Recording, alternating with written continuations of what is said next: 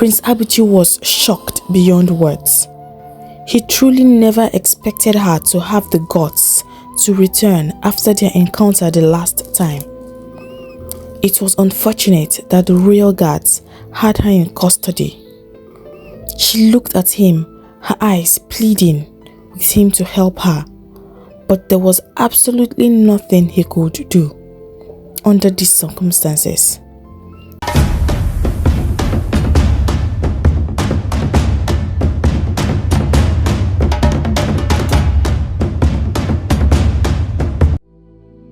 Somewhere in the eastern parts of Nigeria lay two villages, Umuyi and Aguiyi, separated by a deep-rooted history of hatred.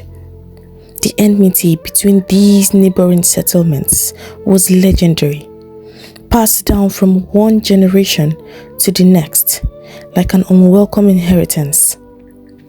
No one could truly recount the origin of this hostility, but it was nurtured with unwavering dedication.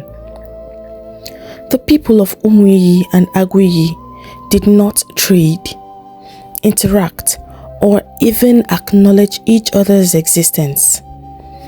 Any form of connection, be it friendship, business, or marriage, was considered a taboo and met with the harshest consequences. Between the two villages stretched the formidable Uyi River, its calm surface a deceptive mask for the hostility it symbolized. On both banks stood vigilant guards, ensuring that no one dared trespass. Crossing the river was an unforgivable act, punishable by an untimely and violent end. The river was both a physical and emotional divide, its waters carrying the weight of centuries of resentment. In the village of Aguiyi lived a maiden named Dinma, renowned for her beauty and gentle spirit. Dinma was an enigma. Her delicate appearance betrayed the strength and resilience within her. She lived on the fringes of the village in a modest hut with her blind grandmother, whom everybody called Nne. Dinma's life was a peculiar one. Born out of wedlock to a teenage mother, she was left in her grandmother's care when her mother remarried. Despite the whispers and judgments of the villagers, Dinma found solace in her grandmother's unwavering love. And somehow, the villagers also came to love her too. Nne, though aging, was a revered traditional healer, whose skills were sought by people far and wide. In her younger years, she had been the lifeline of Aguiyi, curing ailments and warding off sicknesses with her potions and herbs. But age had taken its toll, and her frail body could no longer support her craft. Dinma, who had grown up under Nne's tutelage, inherited her skills with nimble fingers and a keen mind. Dinma prepared herbal remedies and provided hope to the ailing villagers. One fateful day, an aggressive fever swept through Aguiyi like a storm. It struck swiftly, claiming lives within hours and leaving the community in despair. Panic gripped the village as the illness spread relentlessly. Nne and Dinma worked tirelessly, preparing and administering potions to combat the disease. But their efforts provided only temporary relief. The fever always returned, more ferocious than before. One night, as the moon cast a silvery glow over their hut, Nne confided in Dinma. "My child," she said, "the only hope we have now lies in the Icheku leaf. But it is very rare and a powerful herb. If we can get it and prepare a potion, it is very strong enough to banish this fever for good. And so the search for the Icheku leaf began. Dinma scoured the forests and fields surrounding Aguiyi, her determination unwavering despite repeated failures. Day after day, she returned home empty-handed, her spirits sinking with each passing sunset. One particularly disheartening afternoon, Dinma found herself wandering near the Oyi River. The water sparkled under the sun's rays, its deceptive beauty masking the danger it represented.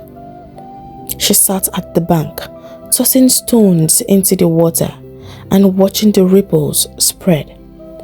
Her heart felt heavy, knowing that lives depended on her success. But then, as if guided by an unseen force, Dinma's gaze fell on a cluster of shrubs growing near the riverbank. Her breath caught in her throat. Among the greenery, she spotted the unmistakable dark green leaves of the Icheku plant. Hope surged through her, and she wasted no time plucking every leaf she could find. Clutching her precious find, she raced home, her heart pounding with relief. Back in the hut, Nne and Dinma worked tirelessly again. They crushed the leaves, mixed them with other herbs, and prepared the potion. The results were miraculous. The fever's grip on the villagers began to weaken, and for the first time in weeks, there was hope. But their victory was short-lived. The supply of Icheku was quickly depleted, and the demand for the remedy far outstripped what they could produce. Dinma knew she had to find more. The next day, she returned to the riverbank, her eyes scanning the shrubs with desperate intensity. But to her dismay, the Icheku leaves were all gone. Frustrated and desperate, her gaze drifted across the river to the forbidden territory of Umuyi. The thought struck her like lightning. If the leaves grew here, surely they must grow on the other side as well. She hesitated, thinking about her decision, the weight of the forbidden territory pressing heavily on her. Crossing the river was unthinkable, an act of defiance, and could end in tragedy. But as she thought of the villagers suffering and them dying, her resolve hardened. With a deep breath, she stepped into the water. The river was cold and unyielding, but Dinma's determination carried her forward. Reaching the opposite bank, she emerged soaking but triumphant. Her intuition was correct. The Icheku plant grew abundantly in Umuyi. She worked quickly, gathering as much as she could carry. Every rustle of the leaves sent a spike of fear through her, but she pressed on, driven by necessity. Her heart raced as she slipped back into the water and swam across the river, her treasure clutched tightly in her arms. When she reached Aguiyi, relief washed over her. She had succeeded, undetected and unharmed. Dinma's daring act saved countless lives, but it also marked the beginning of an uncharted journey. Dinma and Nne worked tirelessly to produce the life-saving potion again from the precious Icheku leaves. The villagers of Aguiyi began to recover, and for a time hope blossomed in the community. Dinma's courage and skill were the whispers of the admiration among those she had helped, though they had no idea of the risks she had taken. However, just as the village was beginning to regain its footing, the fever struck again with renewed fury, striking down even more people, and this time no amount of pleading or rationing could stretch the dwindling supply of medicine. The last of the icheku leaves had been used, and desperation filled their small huts once more. Dinma turned to Nne, her voice steady but filled with determination. "I'll go back to Umuyi and gather more leaves." Nne froze, her blind eyes wide with fear. She reached out and gripped Dinma's hand tightly. "No, my child. You were lucky the first time. If they catch you, they will not hesitate to kill you. Do you think I can live with that burden? I cannot allow it." Dinma knelt before her grandmother, placing her hands on the frail woman's knees. "Nne, how can I sit here and do nothing while people die? You taught me to value every life, and I cannot turn away from those who need me. Even if it's dangerous, I have to try." Tears streamed down Nne's wrinkled cheeks. "Dinma, you are all I have. If something happens to you, what will become of me? Please, my child, don't go." But Dinma could not promise what she knew in her heart she could not keep. Early the next morning, while the village still slept, she tied her wrappers tightly and slipped her small knife into her waist. She made her way to the riverbank. The air was cool and the faint glow of dawn had just begun to spread across the horizon. She waded into the cold water and swam silently to the opposite bank, her heart pounding with both fear and determination. This time she moved more quickly and carefully among the shrubs. She bent low, plucking the icheku leaves and stuffing them into her basket. She had almost filled her basket when the sound of someone clearing their throat made her freeze. Her heart raced, her hands trembling as she slowly stood and turned. A few feet away stood the most gorgeous man she had ever seen. She stood frozen, unable to utter a word. The young man, too, seemed starstruck. He had his eyes fixed on her. She was so beautiful and looked like a river goddess. He had never seen her before, but the look on her face and the wetness of her clothes confirmed his suspicion. She had swum across the river, and it only meant one thing: she was from Aguiye. His six senses became alert. "You know that you should not be here," he said calmly. Dinma fell on her knees, pleading with him not to expose her. "My people are sick, and I need these leaves to heal them. Please let me go. I will never come here again," she pleaded. The young man looked at her intently. Something shifted inside him, and he could not explain why, but it made him let her go unpunished. "Go," he said simply, "and never come back." Dinma wasted no time. She took the little she had gathered and fled before he changed his mind.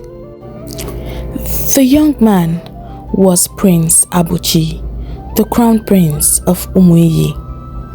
He usually went down to the river to swim whenever he felt restless. But that morning, he was met by what would have been a pleasant surprise if she had not been from their rival village. He could not deny the fact that she was beautiful, and he had even been attracted to her, but he knew better than to fall for her. She was forbidden territory. And so Prince Abuchi removed her from his mind. He was not even likely to see her again. But that was not so. Days passed, and life in Aguiyi began to improve as the medicine took effect. But just as peace seemed to return, fate dealt Dinma a cruel blow. Nne fell ill, stricken with the same fever they had fought so hard to combat. Dinma's world crumbled around her as she watched the strong, resilient woman who had raised her grow weaker by the hour. Again, she made up her mind to go back across the river, but Nne would not hear of it. "I'm old, Dinma," Nne whispered, her voice barely audible. "Let me go. Don't risk your life for me. You barely escaped the last time, and I cannot bear to lose you."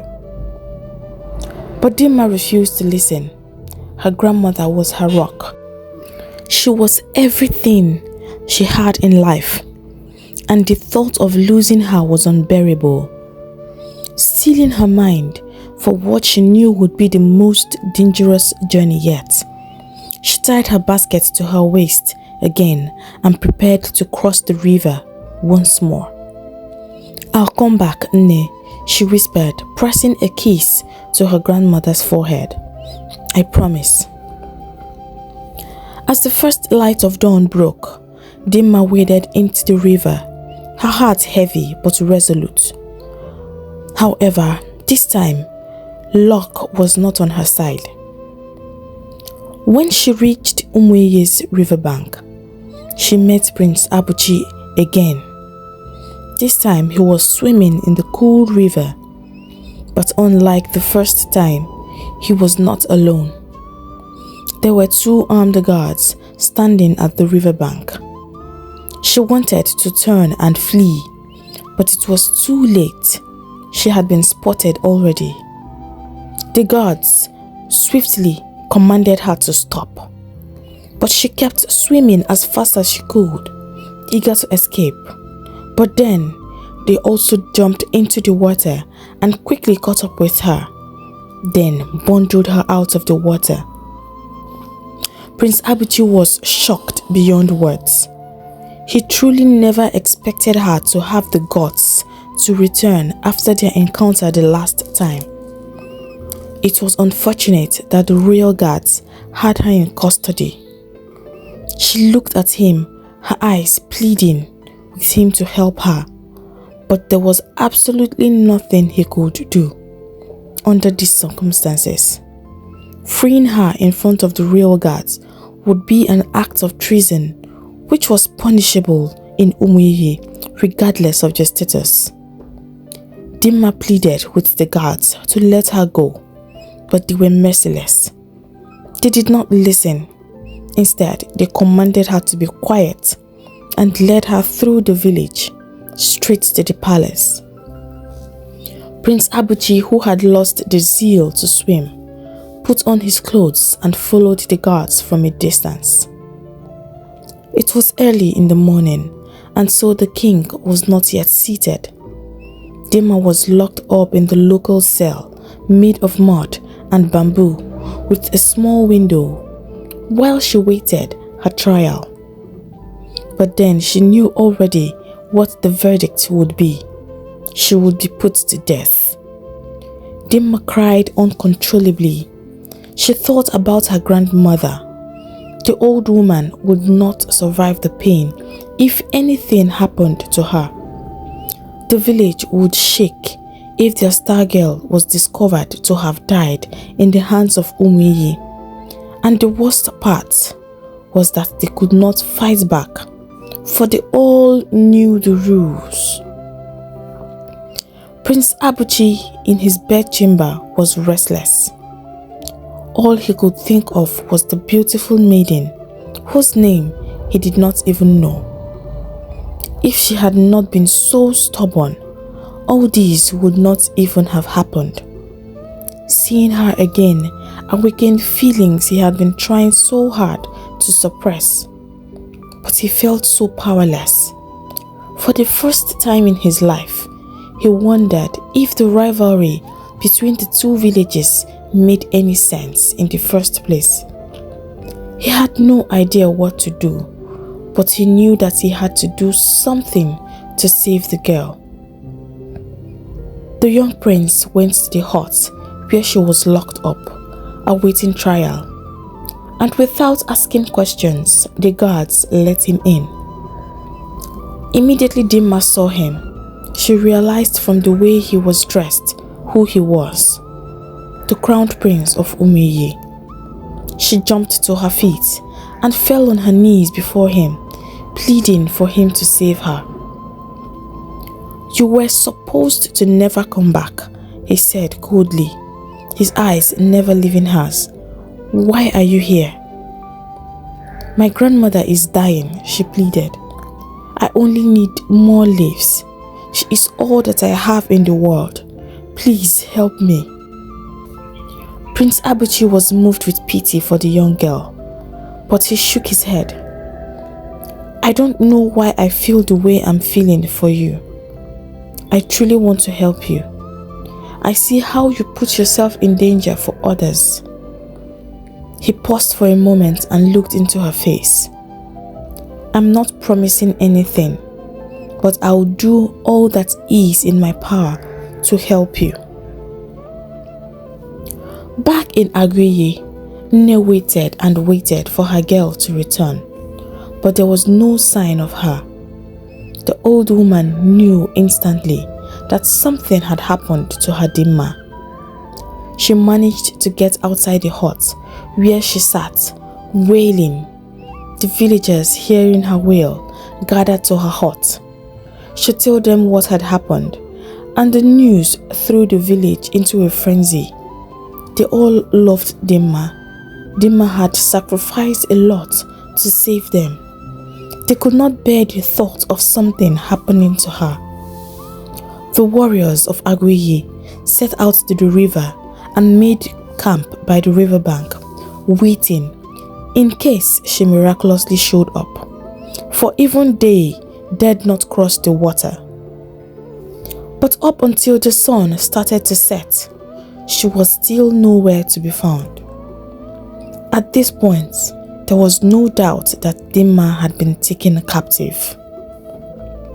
Nne wailed inconsolably when the warriors returned empty-handed.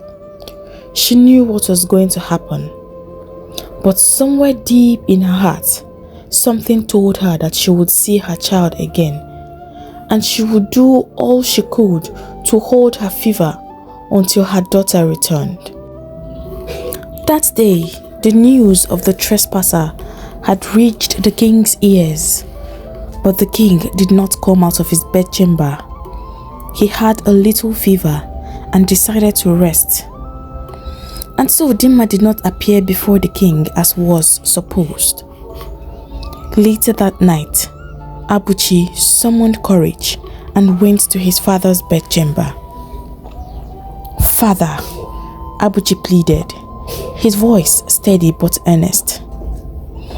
"The girl is young, and her only crime is trying to save her people. Surely we can show mercy." The king's gaze was cold, his lips pressed into a thin line. "And what message does that send to Agriye?" he asked. "That they can defy our laws and without consequence? That the river no longer means anything?" "She's just a girl," Abuchi argued. "Her actions were not out of malice, but desperation. Punishing her will not strengthen our village. It will only perpetuate a hatred whose origins we no longer even remember." "And how do you know this?" the king asked thoughtfully. Prince Abuchi's face became flushed. His gaze faltered. I spoke with her, he said simply, not willing to give out more information. The king leaned back on his chair, stroking his beard thoughtfully. I see, he said, looking into his son's eyes. You have to be careful and guard your heart, son. You are walking a forbidden water. This is not a decision I will make lightly. The girl will stand trial in the morning. Let us see what the council decides. Abuchi clenched his fists, frustration bubbling within him. He had done all he could for now. But as he left the king's room, he resolved to find another way to save Dinma. Meanwhile, Dinma in her cell had been praying silently for a miracle. The fate of 2 villages and the fragile bond forming between 2 unlikely individuals now hung in the balance. The next morning, the council of elders met, and it was decided that Dinma be put to death. The king was still feeling ill and was not present in the gathering. However, her execution was put off until the king was strong enough to preside over it. Prince Abuchi was deeply saddened. He was unable to eat or sleep. His mother and his brothers worried about him, but he could not open up to anyone what was going on inside him. He realized that he was losing his heart to this maiden whose name he still did not know. He wanted to see her again, but what good would it do? It would only make matters worse. As if the gods had heard her prayers, by the next morning, the king's fever had worsened and the execution was delayed yet again. The royal medicine man was summoned, but he could not detect the cause of the sickness. All he could offer was temporary relief. The sickness continued to rage, and soon the villagers of Aguihi started to randomly fall sick. Several medicine men and women were brought in from other neighboring villages, but nothing was working. The king grew weaker by the day. His once commanding presence reduced to a frail shadow. With his father incapacitated, Prince Abuchi was forced to step into the role of a leader. One sleepless night, as he sat in his chamber, deeply worried, a thought, a memory flashed across his mind. He remembered Dinma's words during their first encounter. My people are sick, and I need these leaves to heal them. Abuchi sat bolt upright, his heart racing. Could she hold the answer to their plight? If her people had faced a similar illness and survived, then perhaps she had the knowledge or the medicine that could save his people too. Without hesitation, he grabbed his cloak and made his way to the cell where Dinma was being held. Dinma sat on the cold, hard floor of her cell, her arms wrapped tightly around her knees. She had not eaten much, and the exhaustion from crying and worrying about her grandmother had taken its toll. When the door creaked open, she flinched, expecting guards to haul her away to meet her fate. Instead, she saw Prince Abuchi standing in the doorway, his expression a mixture of urgency and determination. "Your Highness," she said, softly rising to her feet and bowing. He stepped inside, closing the door behind him. His dark eyes searched hers, and for a moment he hesitated, as if choosing his words carefully. You mentioned that your people were sick, he said finally, and that you were making medicine for them. Tell me, did it work? Dinma nodded cautiously. Yes, Your Highness. The medicine helped. Many recovered. Abuchi's chest tightened. The answer he needed was right before him, and his people were dying. He could not stand by and watch them suffer. He would do all he must, even if it meant taking help from his enemy. Can you help us? He asked, his voice low but earnest. Dinma's eyes widened. I can try, she said, her voice trembling. But I would need access to the leaves and the tools to prepare the medicine. I need my grandmother. Abuchi nodded.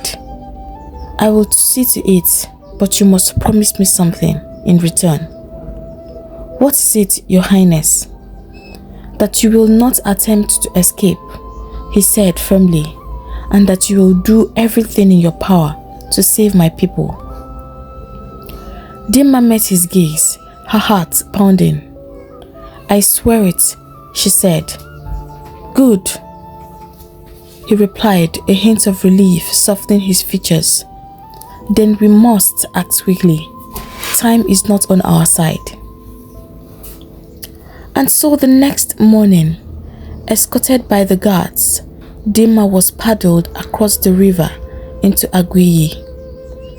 The villagers, young and old, gathered to welcome her. Women ululated in joy. Children danced with excitement. And the men thanked the gods for her safe return. Nne Friel hobbled forward and embraced her granddaughter, tears of relief streaming down her face. The guards escorted Dinma to the king's palace, where she stood before the council of elders. And pleaded to help the people of Umuyi. The king sat on his throne, his expression one of suspicion and contemplation. Why should we help our enemies? He asked gruffly. Dinma knelt before him. Because they are people too, Your Majesty. They are suffering as we once suffered. The children are dying. No one deserves to endure such pain. Please, Your Majesty, let me help them. The elders murmured among themselves, but the king held up his hand for silence. He turned to Dinma and said, We will help them on one condition, that your life is spared. No harm must come to you in their hands. Reluctantly, the royal delegates from Umuyi agreed, knowing they had little choice if they wanted their people to survive. With the king's blessings, Dinma and Nne gathered all the tools and herbs they needed. Umuyi had all the icheku that they would need to make the medicine. The villagers of Aguiyi bid them farewell with prayers for their safety, and the group began their journey back across the river. Upon their return to Umuyi, Dinma and Nne were given a small room in the palace to prepare their remedies. The elders of Umuyi grumbled at the sight of the enemy healers, but Prince Abuchi silenced their objections with a stern gaze. If they can save our people, then we must let them do so, he declared. Pride will not heal us. Dinma and Nne started working. They worked tirelessly. Boiled herbs, ground roots, and mixed potions late into the night. The first doses of the medicine were administered to the sick, starting with the king himself. Within hours, signs of improvement began to show. By the end of the week, the village buzzing with hope as more and more people recovered. Even Nne, who had been battling the fever herself, finally received the medicine she needed. She regained her strength. In less than a fortnight, it was as though nothing had happened. The entire village was grateful to Dinma and the people of Aguiyi for saving their lives. Prince Abuchi's heart filled with joy, seeing his people return to their daily activities. He thanked the gods for bringing Dinma their way. But something else bothered him. He was deeply attracted to her. Each time he saw her, his heart skipped a beat. He could see that Dinma was also feeling what he felt. All through the time she had been administering the medicine to the villagers, he had been there by her side, helping. She avoided his gaze, but when their eyes met, it seemed as if the world slowed down. He could sense her discomfort when he was close to her, but he could not stop staring at her. She worked with so much grace and tenderness. It was hard not to get lost by merely looking at her. Abuchi knew that these feelings were dangerous, but one could hardly tell the heart what to feel. King Oduma, the sovereign ruler of Umuyi, was filled with gratitude after his recovery. He even went as far as visiting Aguiyi to personally, with some other chiefs, thank their king for accepting to help his people. "We owe our lives to Dinma and her grandmother Nne," he declared, "and to you, and also the people of Aguiyi who showed us mercy in our time of need. We will not forget this kindness." The people of Aguiyi, humbled by their humility, accepted their thanks and the gifts that were brought before them. There and then, the two kingdoms came to a truce and buried the hatchet. Because the truth is that no one truly remembered the reason they became enemies in the first place. Aguiyi and Umuyi were original twin brothers who had a fight over a piece of land, and each went his own way to the opposite direction.